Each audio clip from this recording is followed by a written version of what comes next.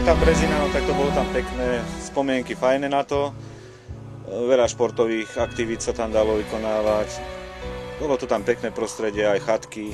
Chodili sme tam čundrovať, chatáriť. 2-3 dní sme tam vodne v noci zabávali sa. Bolo to tam proste dobré. Až k tomu, čo ja viem. Škoda je to, že to v takom stave, ako to tam teraz je. Ja si pamätám Brezinu dlhé roky, naozaj, ako som sa oženil od toho 77. roku, aj pracoval som v SLZ a chodili sme tam pomerne často na tú Brezinu, hocikedy po obede, hocikedy cez víkend, či to boli živánky, alebo aj len s rodinou, alebo teda aj s priateľmi. Nemalo to chybu nikdy, bolo to na vysokej úrovni, na dobrej úrovni.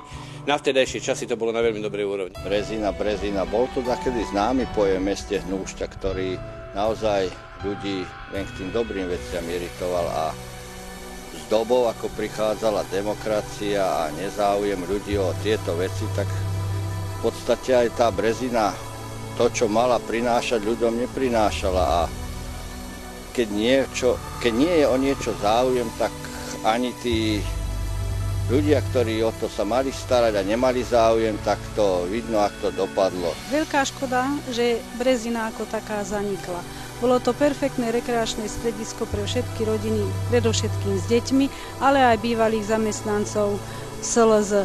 Chodili sa tam celé partie, celé dielne zabaviť, s deťmi boli tam možnosti vonku v prírode sa pohrať, ale aj dnuka v chate bolo výborne. Veľká škoda, že sa to zdevastovalo tak, ako je to teraz.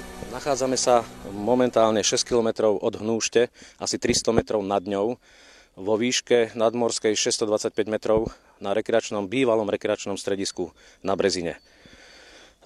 Bohužiaľ tieto priestory, dnes už zdevastované, voľakedy tu hostili ľudí a pracovníkov slovenských ľučobných závodov, obyvateľov mesta Hnúšte, ale takto ako dopadla, tak na tú svoju funkciu, ktorú vykonávala voľakedy, si to určite nezaslúži.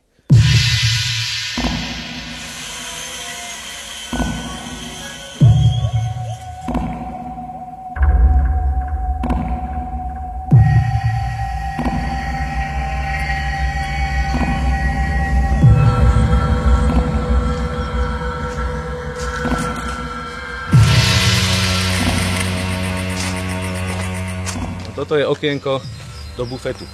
To bol niekedy bufet. No, tam ešte sú nejaké pozostatky vstupu do ženských a mužských toaliet. Tam bol sklad teda potravín a všetkého, chladničky a tak ďalej. No, to je... Predtým to slúžilo ako taká stanička tej lanovej dráhy zo železníka, ktorá nosila tú rudu do vysokých pecí do Hnúšte. Čiže to bola taká prestupná stanička tu. No a potom sa to prebudovalo na rekreačné stredisko, slúžilo to roky rokúce. Bola to fantázia, no ale dnes tým, že to zanedbali kompetentní takýmto spôsobom, to je niečo nenormálne. No toto ešte robil môj otec. Tu bola taká doska. Pružina je ešte tu, ktorá ju chytala. A tu sa dávali poldecáky milicionárom, kolektívom z SLZ a tak ďalej a tak ďalej.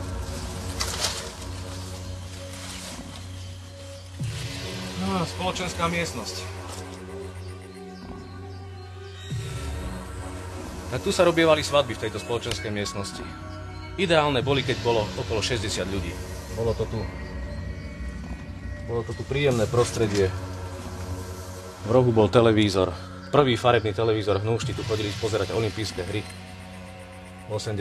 roku, moskovské.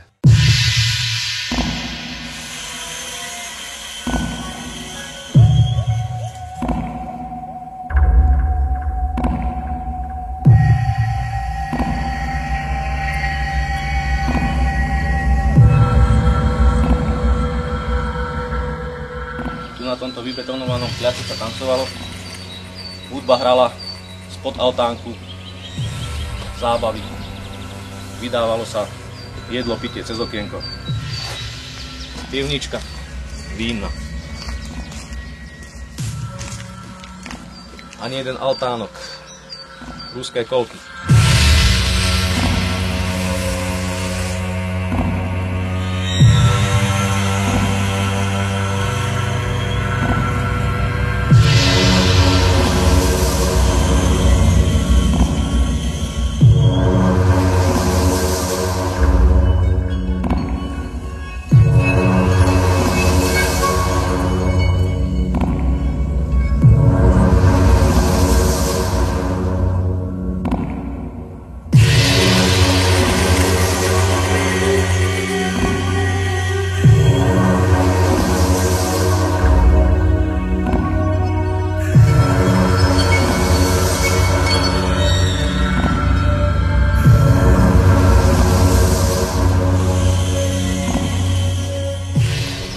hojdačky pre deti, tie váhové, dve. Tu je taký priestor, tam bol altánok zastrešený a vedľa toho boli tie ruské kolky. No ideme sa pozrieť trošku na polo. Stade toho je ho dobre vidieť. Tu kedysi stála koliba, tam sa robili živánske, tam sa varili guľáše.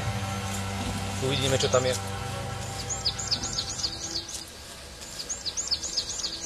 Dostal aspoň múr. Hoci tu bol prístrešok šindľový, ani ohnisto. Aspoň niečo bol to predtým.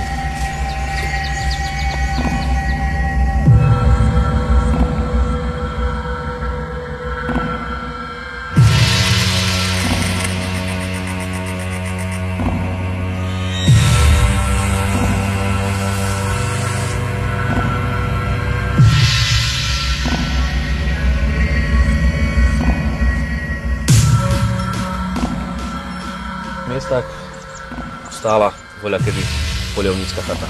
Sem chodievali, tu mali revír, bavili sa u nás v chate. Hocikedy do rána, ako poľovníci, rúb čajom, čaj z rumom. Ani im nič nezostalo.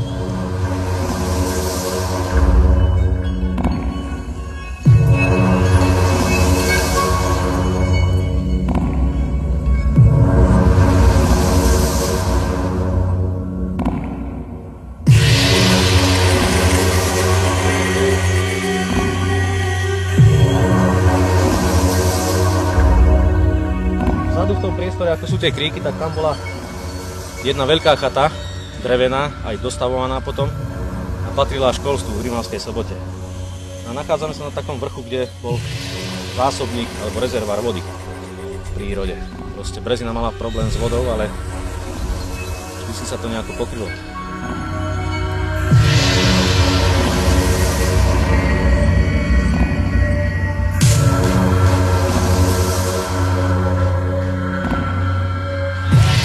V týchto priestoroch som prežil nádherné detstvo. 10 rokov. Za to vďačím mojim rodičom. Ale nechápem ľudí, ktorí toto mali na starosti a nechali to takto znivočiť. Pretože takéto zariadenie v blízkosti Hnúšte chýba nielen Hnúšťanom, ale aj ľuďom z ďalekého okolia.